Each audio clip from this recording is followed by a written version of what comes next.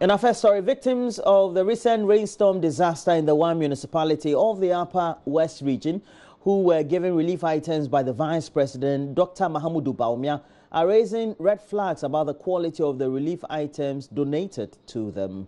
Checks currently reveal that some of these items donated, especially vegetable oil content and the mini bags of rice, had since expired their due date. Some beneficiaries have contracted diarrhea, and others also hospitalized after consuming some of the expired products.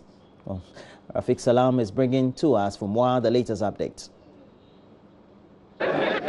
Vice President Dr. Mahamudu Bawumia did the first set of donation of relief items to the rainstorm disaster victims in the WA municipality before flying out to Walembele in the Sisala East municipality for a similar program. For the victims in the one municipality, especially Mangu Shakafotu, they couldn't hide their joy upon seeing the Vice President in their homes to commiserate with them. The relief items donated include bags of rice, vegetable cooking oil, maize, millet, clothing, blankets, and polymats.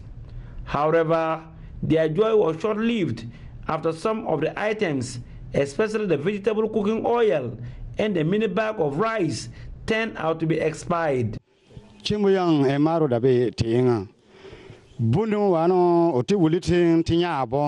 were excited when he came around. We were shown the relief items. The few things that were given to me rather turned out to be harmful.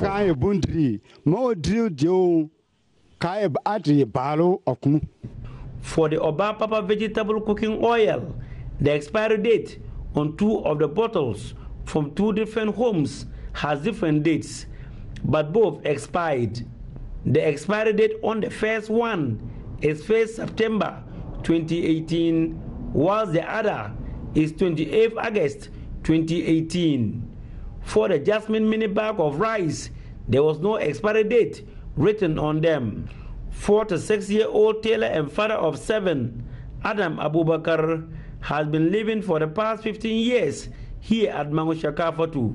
He narrates how he and 4 of his children fell ill after consuming the rice cooked with the vegetable cooking oil. I had a running stomach. I was asked at the hospital what I have eaten. I told them that it was rice I ate.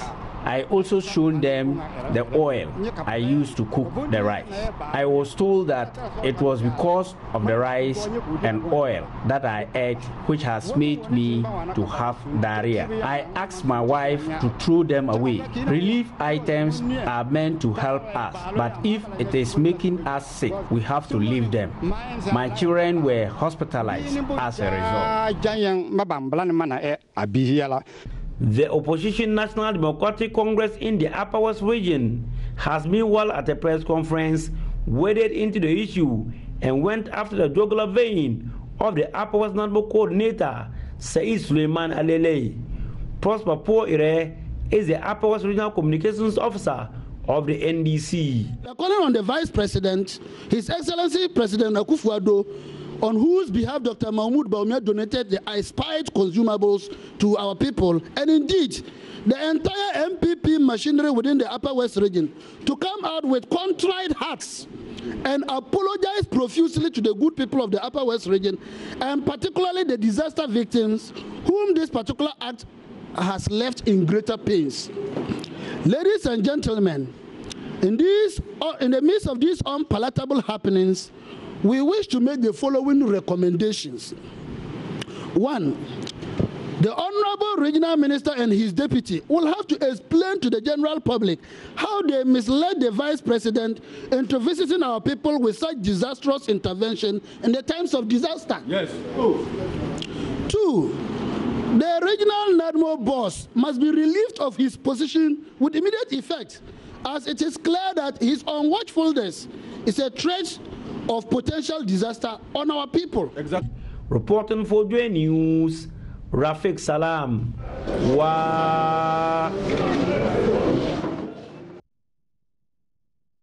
Well, we've been having some reactions from the Communication Directorate of the National Disaster Management Organization. In a statement signed by the Director of Communications, JoyNews, it says the attention of NADMO has been drawn to social media speculation that the Vice President of the Republic of Ghana donated expired oil to the Northern, Upper East and Upper West regions in his recent tour of the affected areas of recent floods in the 3 northern regions.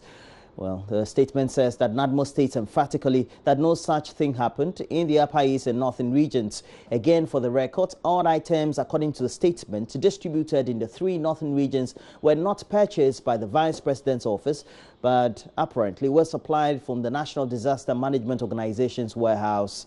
However, for the records, after the exercise, NADMO's attention was drawn to the unintended addition of 6 expired boxes of oil to the stock that was distributed in only 2 places in the Upper West region by NADMO stores managers in the region. The statement continues that the regional stores of the region had taken stock of items since the beginning of the year and had recorded some expired items on the 28th of August 2018, out of which 6 boxes of such expired oil unfortunately found their way into the stock of items that were distributed in the Upper West region. And this, according to the statement, was due to the hastiness in which the items were assembled to respond to the emergency in the region. NADMO takes responsibility, according to the statement, for the mistakes attributed and assures the general public that no such unfortunate incident would reoccur in the future.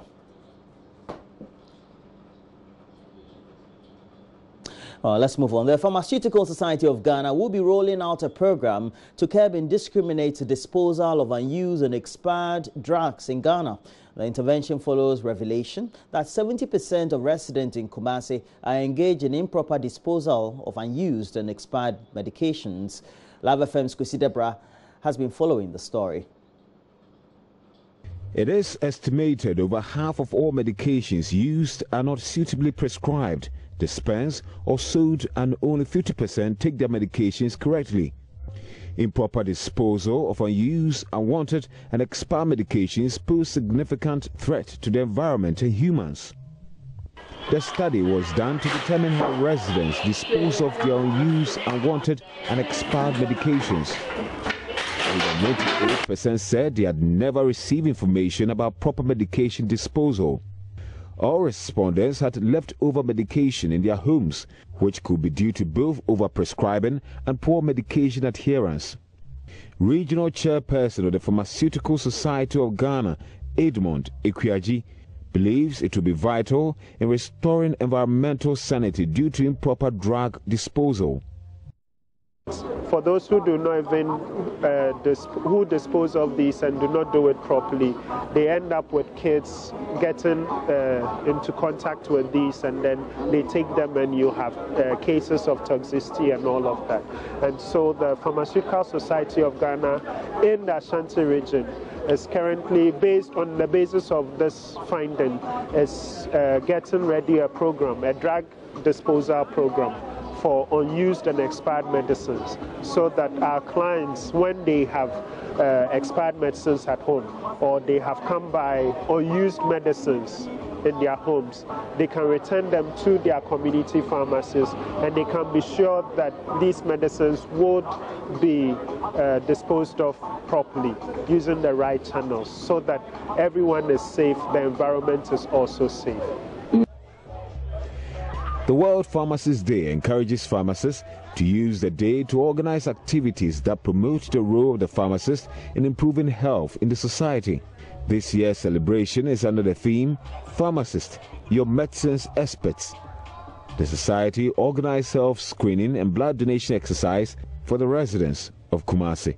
We are seeking to use this day to highlight the expertise that pharmacists have in regarding medicines, and to encourage our clients that if they have any questions regarding medicines and their use and how to take them, the best persons they should be speaking to are pharmacists. Reporting for JoyNews, Kwesi Debra.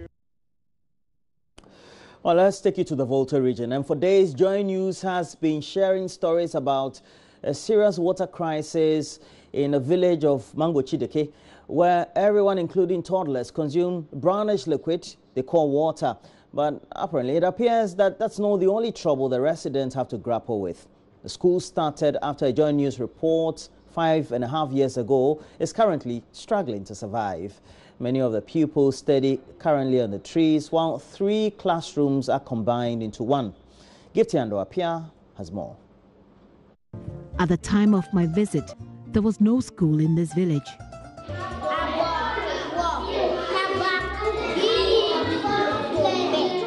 The village has a school now, but the school is an uncompleted building, accommodating about 3 different classes concurrently.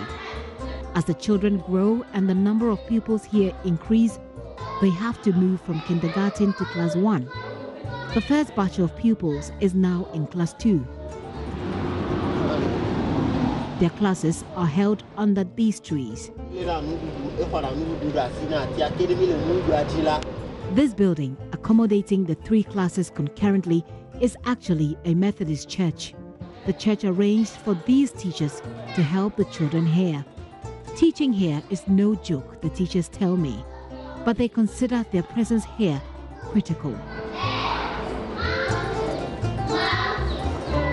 Well, because the children are in the community just like that. And then the way the schools nearby are quite far. So we decided to come together. Teaching here is very challenging. We are coping because we don't have the facilities. We have here 4 classes. So when your colleague teacher is teaching, the attention of the pupils are divided. So in that case, we don't have materials to have learning materials around and there's a whole lot. Abigail Akwete has been teaching here since the school started in 2014. She tells me the children here are intelligent, but that may amount to nothing if this school does not get materials to facilitate teaching and learning. They are very good. If we have logistics and stuff like that, I think we have a headway for the school. So we are pleading on the government or any NGO to come to our aid and help us. I was told a sole benefactor came in to help put up a classroom block here, but they tell me he was involved in an accident, so the project has stalled.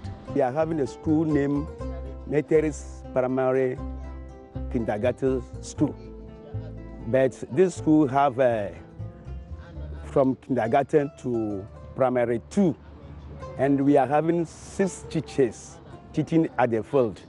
But unfortunately, what is the challenge for we in the community is school block or school classrooms. So we are appealing to you, the government or the Joy FM, that if possible we can have and some NGO or some people who can help us so that we have a school block for our community.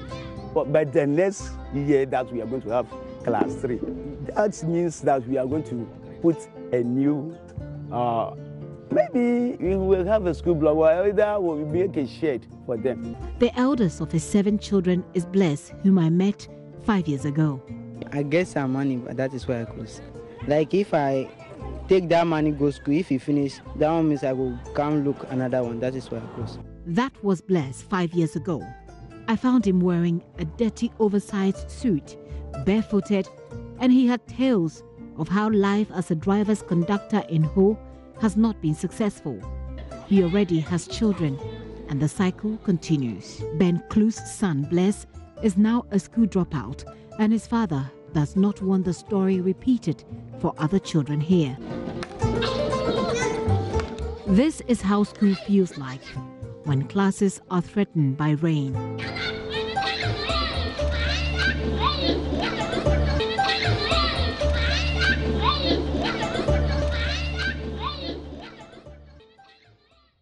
And I can bet you there are more communities in Ghana like that. But, well, for more of the struggles of the Mango-Chideke village in our latest Hotline documentary, Left Behind, it will be airing on the Super Morning Show on Thursday. Let's move on. Government is yet to formulate a policy on areas that cannot be connected to the national grid. This is according to the Executive Director for the Institute of Technology, Energy and Environment, KITE, Ishmael Ajekumhene. He was speaking at a seminar organized by Imani Ghana on energy strategies in Africa. Kinsley Otu gives us the latest update. Ghana faces a daunting task of meeting its energy needs. Experts say it will cost the nation about $5 billion to meet the country's total power distribution, making it difficult to achieve the universal access to electricity. Currently, 35% of the rural communities in the country are without electricity. Executive Director of the Kumasi Institute of Technology, Energy and Environment, Ishmael Ajekumhene, says some island communities may never get connected to the national grid for lack of reach, as government is also yet to formulate a coherent policy. Some are likely going to get grid connected, but some, like the island communities, are never going to get electricity the grid, because otherwise you need to use submarine cables. At the moment, we haven't developed the off-grid policy yet. What is clear is that on the island communities, government says they're going to do mini grids which are on those islands and what they call the lakeside communities. But for the other areas that are on land and don't fall within the grid area, there's no clear-cut policy on that. Vice President of Imani Ghana, Kofi Benzel, says 40% of Ghana's energy challenges can be met through the use of renewable energy sources, which experts say is woefully underutilized in the country. He adds, contrary to the notion that renewable energy is expensive, it is far cheaper than the traditional sources of energy, and urged government to make a conscious effort to invest in the sector. The point we are trying to make here is that it is time for us to seriously consider, the use of renewable energy systems in this country, because we need to.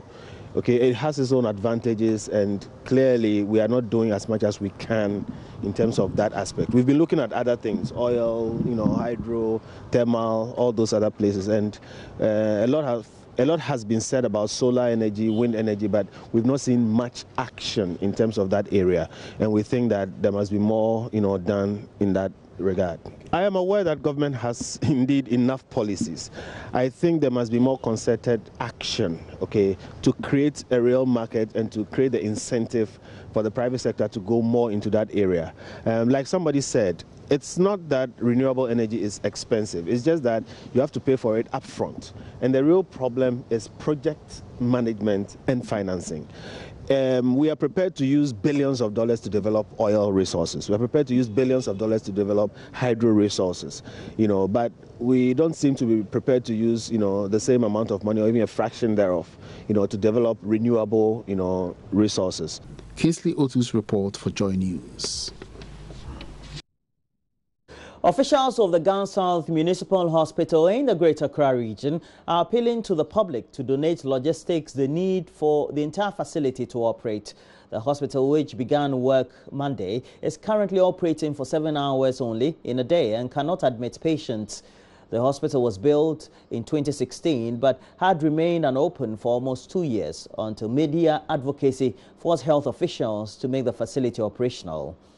As a result, authorities of the hospital currently say although they are keen to save lives, they are constrained by the absence of critical equipment. Daniel Datsi has more. 28-year-old Hannah has been sick for 5 days. The mother of 4, living in Amaria, a community in the Gan North municipality of the Greater Accra region, says she has been battling her illness at home because the closest hospital was too far away. The distance I had to travel to get to the nearest hospital discouraged me from leaving home. She, however, got some good news this morning. We had heard of this hospital, but we thought it was still closed. My cousin, however, called to tell me it was opened. Hannah is one of the first 10 patients to visit the Gan North Municipal Hospital, which has been open for less than a week. The Gan North Municipal Hospital, as it's now called, will eventually go a long way to serve the 220,000 people who live within the municipality. However, because the hospital does not have the full complement of equipment and logistics it needs to run, these persons cannot fully depend on these services. Dr. Victor Caesar, the medical superintendent for the hospital, tells us what exactly they need before they say they can run as their complete capacity. And these are just basic things that we have started with. And for now, there are lots more things we need to do. Furnitures, yes, let me see. The furnitures here were provided by Ghana West Municipal Assembly. They provided all the furnitures we are currently, but it's not enough. We need furnitures for the other department. We need furnitures for the administration. Health authorities say the hospital will be factored into the Ministry of Health budget for 2019.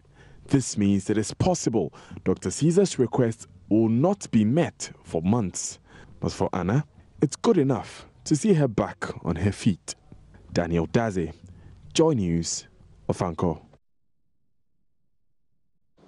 Oh, that's good news there for the communities around the hospital. But that'll be it for the latest news update. We have more news. We'll look at the front and back pages of the newspapers we have in the studio. We'll look at myjoyonline.com and the various online portals if we can. We're taking a break. We'll do all that up next.